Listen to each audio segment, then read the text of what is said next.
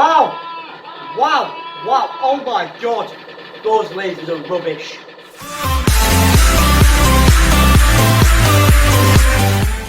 Right guys, so I said this video was coming, so let's do it. I was going to shoot it with Michael actually and have Michael here in the video, but we didn't get a chance to film it yesterday and I won't see into the new year now, so I've decided I'm just going to do it on my own. So what I'm going to do is I'm going to react to the Spy Partners Series 1 Episode 10, War of the Demons, and then I will be reacting to the Nameless Peril. Now between those two episodes, the Spy Partners and Nameless Peril, between those two episodes, one which was an anniversary special episode which we kept quite under wraps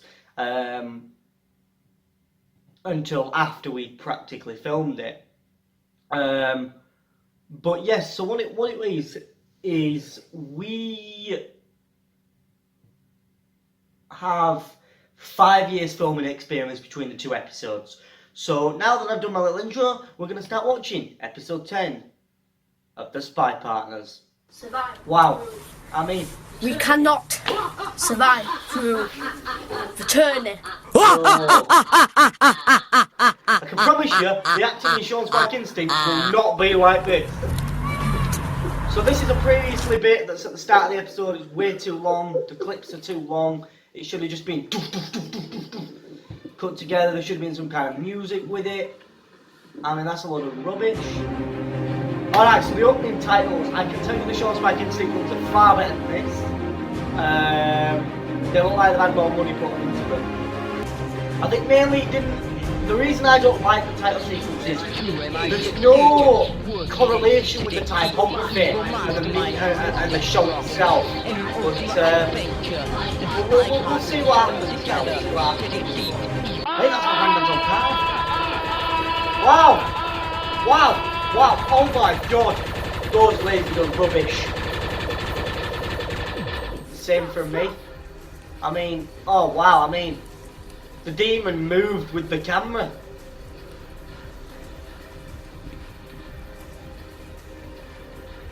It's awful.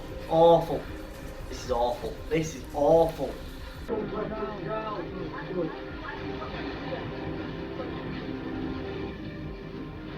I feel like my portrayal of Death Cross could have been so much better, but because it was improvised, we didn't kind of know what kind of character it was going to be.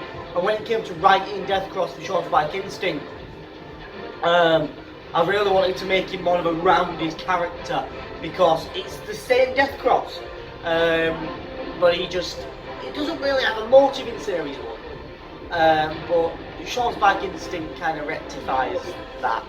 So, yeah. The Nameless Peril is 1,000 better than this, and that's just on the top of my head. Yet it has its mistakes, but compared to this utter rubbish, and I don't know why you guys ever watched it. This is not a foundation for us to expand the universe from, but we are. So we'll see. Oh my god, this is torture. Fucking hell. I'm getting tired watching it. The frame's just so boring. Why are we not cutting between the faces, close-ups, over the shoulder, Dutch angles, come on! Why is the camera just static? I'll tell you why. Because when we filmed this we had no filmmaking experience, or very little filmmaking experience. When we filmed Series 2 straight after filming, well we filmed a Christmas special then filmed Series 2. Straight after filming this, we had a little bit more filmmaking experience. But then obviously we did time travel, well we did Partner of the Spies and we did time travel. Partner of the Spies was to replace Series 2. Time travel was to come after that. Yes, very dodgy. Very, very dodgy. In a way, time travel is set during episode 1, so Series 2 would have to be set after Partner of the Spies. And also at the end of Partner of the Spies, Sean kills himself and James is trapped in the time loop. Just wake me up when it's finished. Just wake me up when it's finished. I give up. It's endless! It's fucking endless! Wow, dodgy effects! What a load of crap. Wow! Fuck me, that's dodgy fire! I mean, to be fair, James and Sean never stopped dying, like they were always dying. See, this is where the real twist at the end of Fighting with the Spies is. It was actually all a dream and they just live in the real world as we do. Apart from the Jesus bit, I can assure you guys, once I put the camera back towards me, apart from the Jesus bit, I can assure you guys that a lot of the world of the Spy Partners will be, the universe of the Spy Partners will be explained in episode 1 of Sean Spike Instinct. We set the grounds running with basically how the universe works. Why did I just lick a knife? Thing is, when we filmed this, all we ever did was take one. We only ever did one take of everything. Whereas when we did the Nameless Peril, we did a few takes. And we made sure we got the right take. It's a genuine struggle to watch. 25 minutes in, and it's a genuine struggle to watch. I mean, they're not, they're going white because of the exposure, aren't they? Oh, how did I let that get big? It's long. Straight away, production logo, like a movie usually starts with. You see the production company that made it. We milked the logo, but you know. KKD Productions logo, KKD Productions, Creative Minds of Creative Media, back at it, University Studios.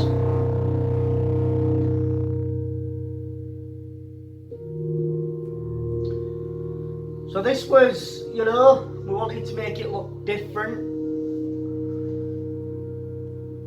So it slowly comes into focus till we get to Scott. Again, another shot there.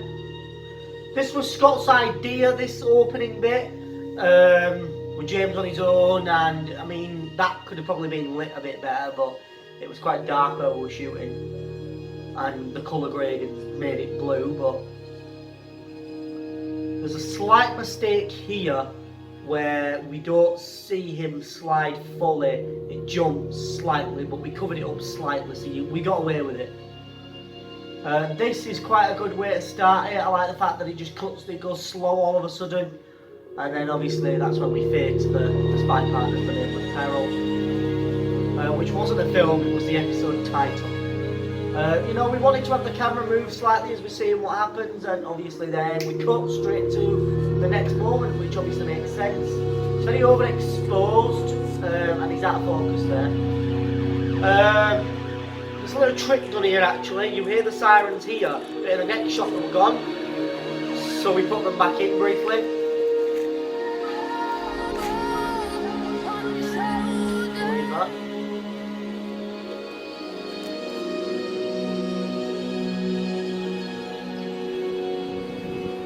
It was weird to come back to the role and still have to play this over-the-top dramatic character, but actually act this time. There's so much character building that goes on at the start of this episode that it sets the tone of the episode of these two people joining back together after 2 years apart. Sean back making his jokes. But I mean, the fact that we're constantly moving the camera's not static, we're constantly changing the shots. That there automatically shows we have more experience. There's more depth to this shot here because we've got the railing. The only problem we did have is the fact that this shot was shot wrong, so we missed out most of Scott's head. Do you mean we're not doing that again?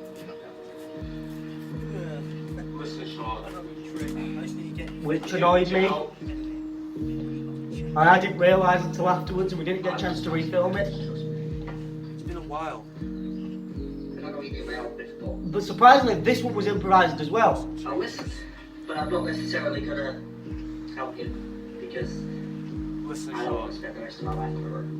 I do need your help. Why? Like, is this what you wanted? All the times, like... I don't know what you need my help with, though. I'll listen, but I'm not necessarily... I'll be a happy man with a nice wife or husband or something. This was the first time we ever canonised the idea that Sean's spine was bi.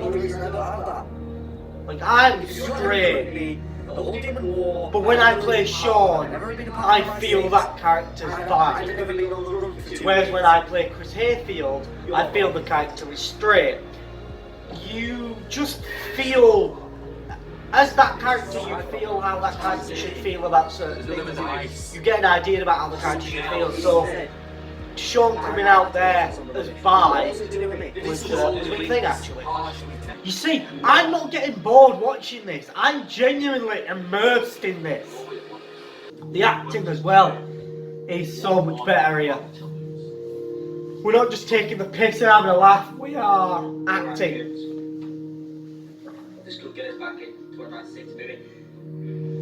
Maybe not the spy partners, but at least we won't spend the rest of our lives on the road. Don't open them! I know it looks like a brothel from the outside, but still. That took us so many takes to do. The humour that Sean comes out with, I'm so glad isn't in Sean's Spike Instinct. Because it's, obviously Sean's Spike Instinct is set in a different universe to this, so it's a different version of Sean.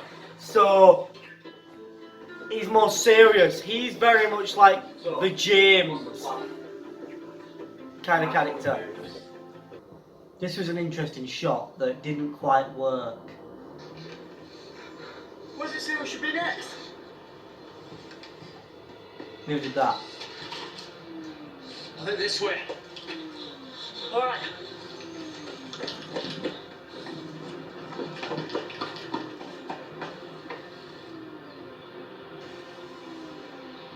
Is this where we now spend 19 minutes looking for rubbish? Never mind. See, originally we'd have probably just stuck the camera on a tripod and just filmed us searching. This time we were in it. You know, we did do a bit like this, but we were in it a little bit.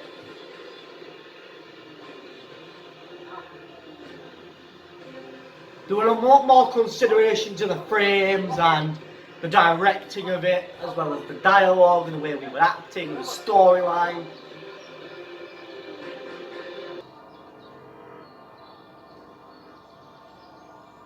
We wanted to do a crash zoom, but a crash zoom out.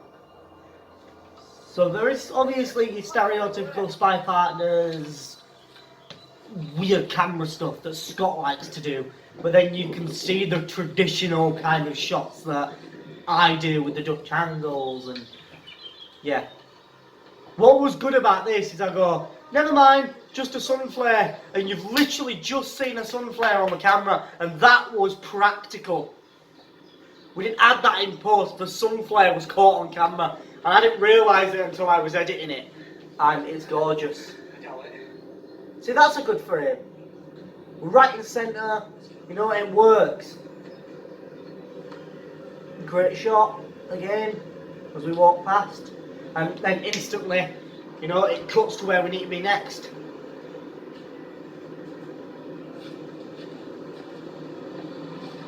So originally I wanted to try and get in this house because I thought it was abandoned, but there was actually builders doing work that day, so we had to use the exterior and then match the interior with another location. It was a heck of a hell time to time. So this scene is almost then officially coming together, because then it leads to this dialogue scene about how they're constantly doing things. So the end of episode 10, which I've just watched and you guys have seen, it ends with a to be continued, which was supposed to lead into the Christmas special thingy, but instead, this is what happened. Sean and James went away, they went their separate ways, they went away for 2 years on the run from MI6 to escape military prison, MI6 prison, which they didn't want to be in, obviously. And Sean was already in this problem because James brought him into this spy world. It was very fish out of water. It was really made the audience feel like there was a part of the show, and it really immerses you. Like usually when I watch something I've made, like episode 10 we just watched, I was bored. You know, I enjoy watching my films, but I'm never immersed. Like this episode, editing this episode, we put so much effort into this that we've never put into anything else. And there was just so much into it that it just felt that, because originally what we're going to do is this, we're going to be part 1, and then we're going to have a second episode which we're going to be part 2. But due to filming schedules of not being able to get a full second episode finished,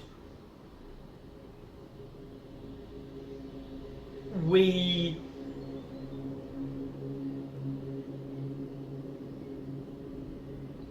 yeah, so it's just this flashback bit, then it.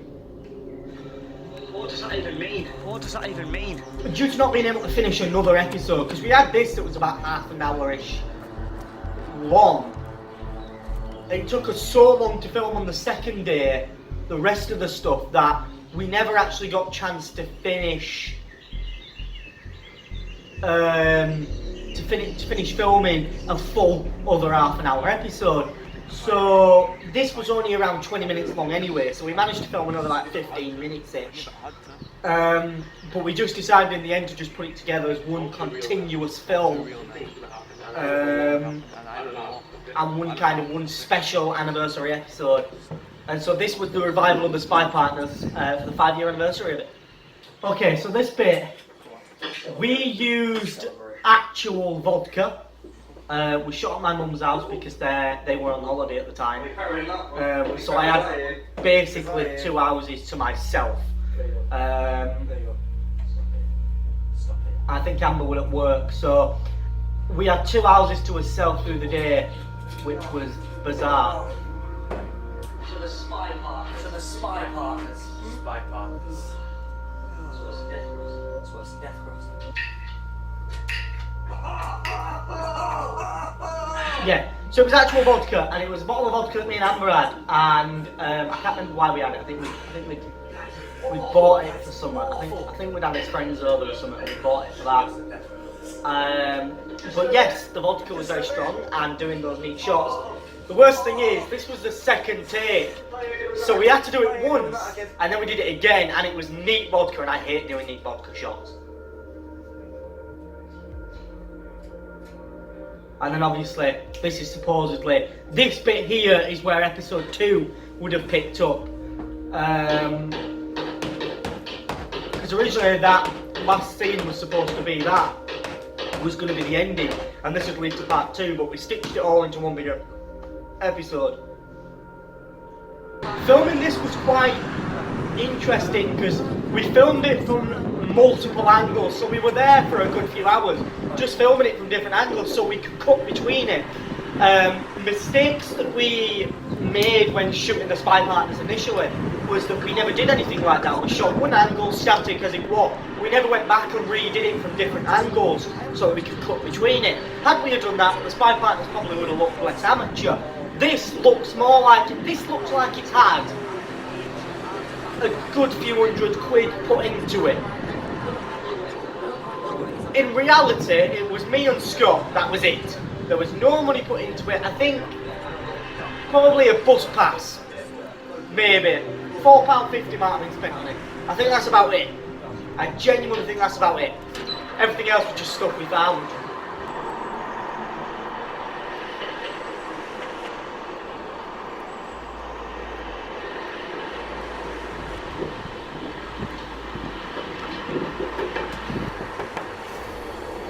So that bit there where you see him knock, we filmed me from the inside of the post box and the outside of the post box. We filmed Scott completely going around knocking on it. We then filmed him from the inside knocking on it so that we could cut it all together, and it was constant. It just looked more cinematic. And in a second, you know, you see him looking down at this like hole. The amount of time, I think it took me about a week and a half just to do that 3-second shot of Scott walking where you see the ground has been replaced before he jumps down. I love that shot. I love that shot. I said to Scott, I said, we want that heroic panning. This is the only one I don't like because it goes blue and dark. But it was the exposure. For some reason I've got to train a fucking Spy dog. Yeah, so this is how we linked it to the beginning of Platinum the Spies, because when you see James in that, he's training the dog. So we linked it to that. And obviously this shot, I said to Scott, I said, well, it's going to be great. We walked to that cliff edge there and we put things up. It's beautiful, it's cinematic, we're silhouetted, you've got a beautiful landscape, you know. So it wasn't just that I was a DOP and Scott was a director and I was a director and Scott was a director of photography. We both did the cinematography, we both directed it. There were just no actors to actually do it with, you know. KKB Productions presents in association with partner company Umisha Studios. The Spy Partners are Nameless Peril, a film by Kay Dixon and Scott Umishas, starring Kay Dixon and Sean Spikes, Scott Umishas as James Edwards. Music by Umishas Studios and Clady Cremated. Costume designer was both of us. I was a co-producer. It was edited by us both, but mainly edited by me. I was the DOP as well, although I'm only credited as the owner, but we both executive producers. I did the VFX, Scott came up with the story, we both did the screenplay, Scott produced it as well, I directed it mostly, and coming soon, Sean Spike Instinct, Project Boy, JSS Series 1, The Spy Partner Series 2 and Agent X's solo film. What can I tell you that's coming in the near future before I play the after credits scene? Sean Spike Instinct will be the beginning of the end of the Spy Partners universe.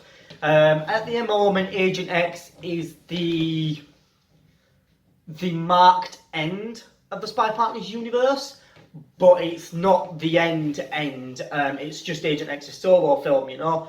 And we'll really get to explore what she does between Sean Spike Instinct and so we'll be interested in that, and the actress is all on board to be playing the role, so we're excited for that. But I'm now going to play the after credits scene and then explain something. Down the top floor. The elevator only goes as high as floor 5. I don't get much signal in here, but Don't like floor 5, swearing, I'm going to take the stairs. No doubt there'll be people waiting for me. Bring him in alive. You mean bring him in alive? If I bring him in alive, I am not letting a rogue terrorist agent go free. Your job is whatever I say it is. Whatever. You want him alive?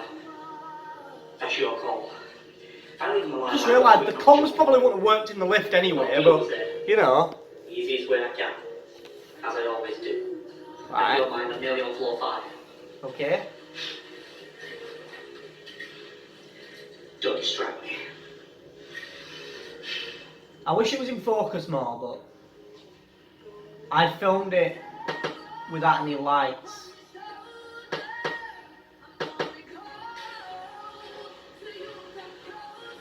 And I had to edit it on a different software as well. Agent Spike.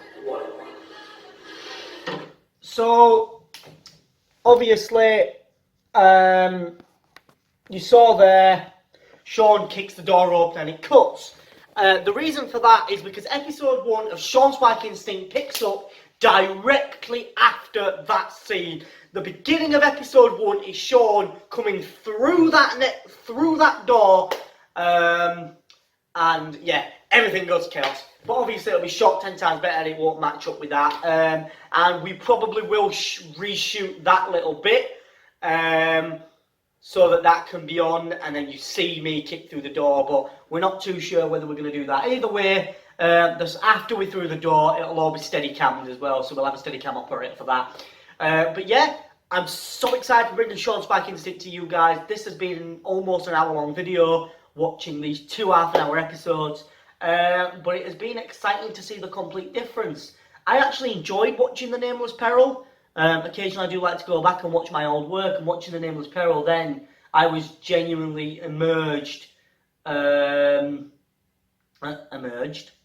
what I'll be drinking tonight at work, immersed in this kind of, the Spy Partners world in that episode, and by far, but forget the Partners and the Spies, forget time travel, The Nameless Peril is the single best, most decent episode of the Spy Partners we've ever done. Now, if you didn't watch Series 1, forget it. If you didn't watch Partner of the Spies, forget it.